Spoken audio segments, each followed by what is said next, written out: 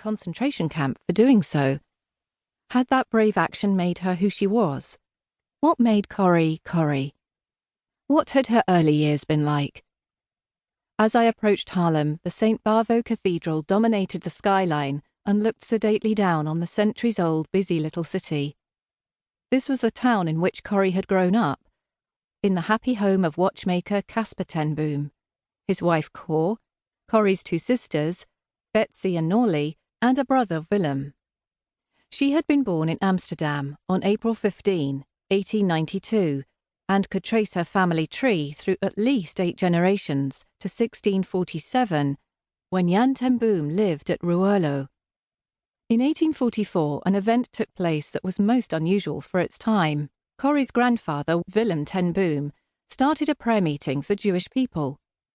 Tante Corrie often referred to it as a not-to-be-understood answer to my family's prayers for the Jews, for exactly 100 years later, God allowed my whole family to be arrested for their part in saving Jewish people during the Second World War. Her relationship with the God of her forefathers began at an early age. I had often heard her refer to it. At 5 years of age, I asked the Lord Jesus to come into my heart, she said. And he came. And he has never let me down. I had now passed the city limits. Traffic was becoming thicker, and I had to negotiate the busy streets of Haarlem carefully.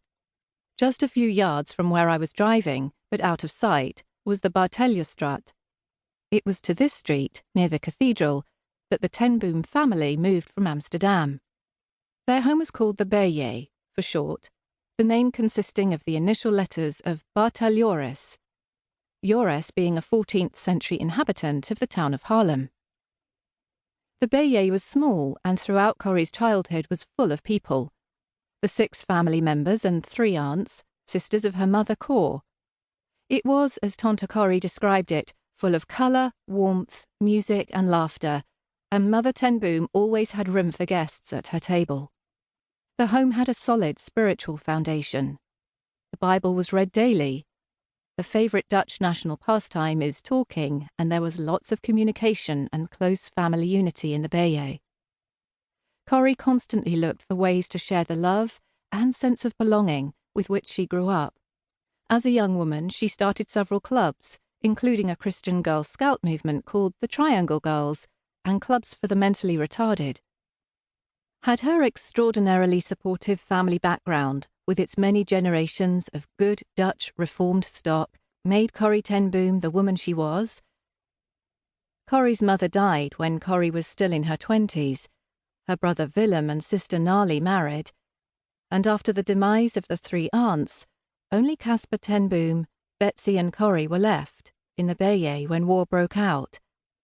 Though they were already middle-aged and older, Corrie, her sister and father had certainly not been afraid to take the consequences of their convictions when war came. On February 28, 1944, all the ten Booms were betrayed by a fellow Dutchman who knew they were hiding Jews in the Beje and were taken to the Haarlem police station.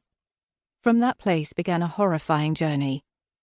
They were transferred to prison in Scheveningen, Holland, where Corrie saw her father for the last time. He passed away after 10 days of imprisonment.